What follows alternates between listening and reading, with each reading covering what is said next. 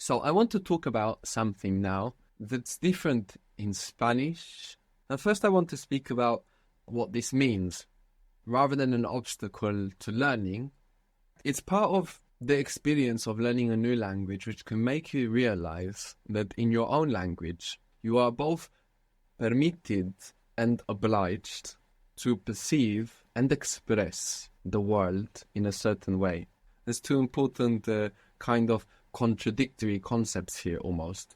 It permits you and obliges you. It allows you and requires you to perceive and to express the world in a certain way. So, in Spanish, we have two verbs for to be. So remember, to be is, am, are. We get all of this from to be. We don't say I be, we say I am. So we have ser. This is where S comes from. This is where son comes from. And ser is about characteristics. When we refer to the characteristics of something, actually, un ser is a being. We said that some form of the verb is often the noun. Here it's the complete form. Un ser is a being. Un ser humano is what? Human being. A human being. And we could have found humano, even though there's no rule to find humano, that word. We have humanity. The words iti and how in Spanish? Humanidad. Humanidad. And then we could probably guess then that human is humano. Un ser humano is a human being. So ser refers to things that are characteristic of something. Then estar, which is the other to be, estar refers to states we are in. The word state is related to estar.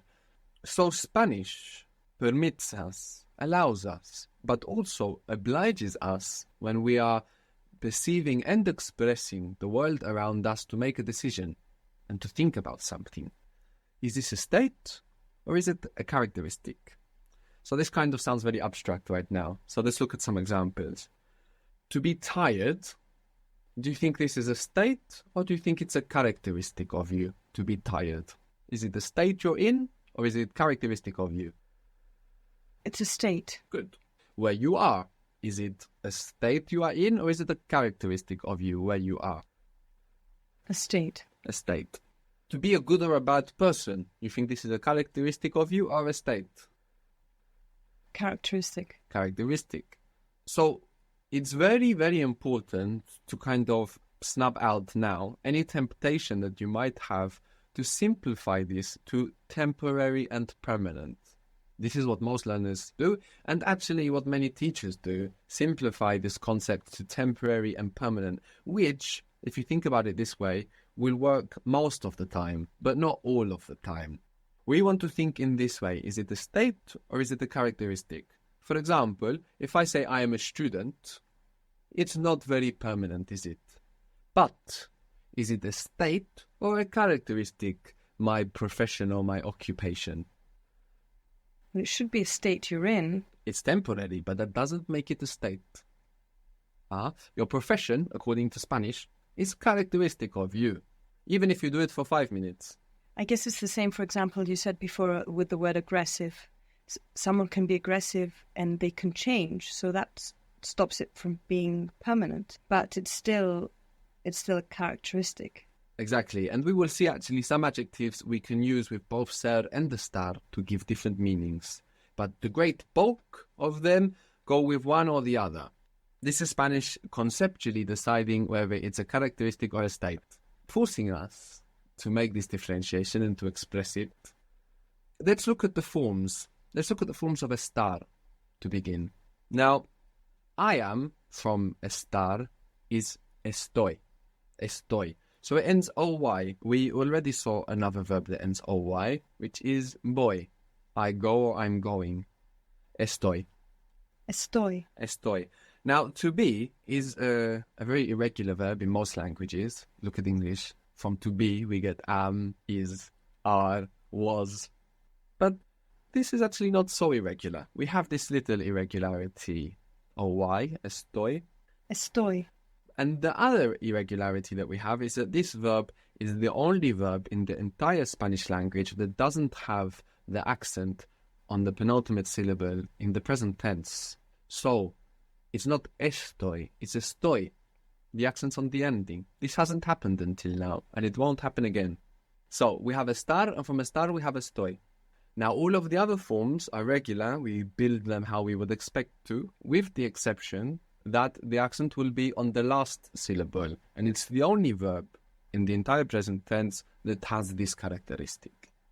So, how would you say he is, she is, it is, you are from estar, using estar?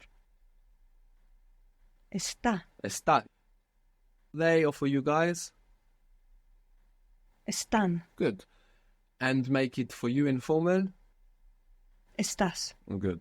And for the we version, the accent is where it should be, because we're adding 2 syllables. So give me the we version. Estamos. Estamos. So that's it, that's just it. Estoy, está, están, estás, estamos. The word for tired is cansado, cansado. Cansado. C-A-N-S-A-D-O, cansado. Cansado. Good. So how would you say I am tired? This is a state. Estoy cansada. Good. Estoy cansada. Estoy cansada. Good. We are tired, talking about a mixed or a masculine group. Estamos cansados. Good. Estamos cansados. What if you were all female group? Estamos cansadas. Good. Now, the word for always, we said was siempre. Siempre. Now, if you say I'm always tired, because tired as an adjective, as an idea, is a state, not a characteristic. Because we are looking at that, whether it's a state or a characteristic, rather than is it permanent or is it temporary. We are using estar. So even if you say I'm always tired, it doesn't matter, you still use estar. So siempre is very flexible in this sentence. You can put it anywhere. The emphasis is going to change when you move it, but it's legal anywhere.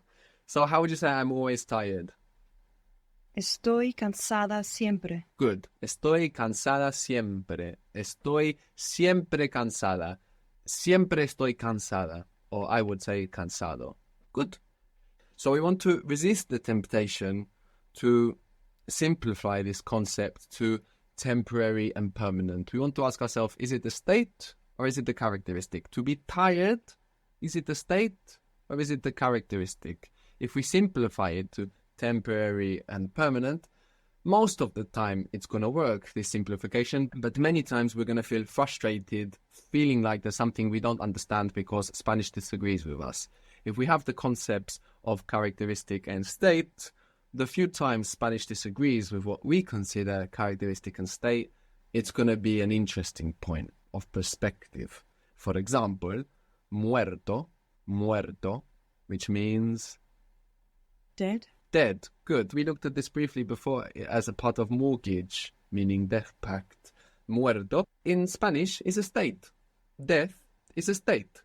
So if you was to say I'm dead, you would use estar. So how would you say that? Estoy muerta. Good. Estoy muerta. And I would say estoy muerto. And you can use it to say I'm very tired as well. Estoy muerta, estoy muerto. I'm very tired.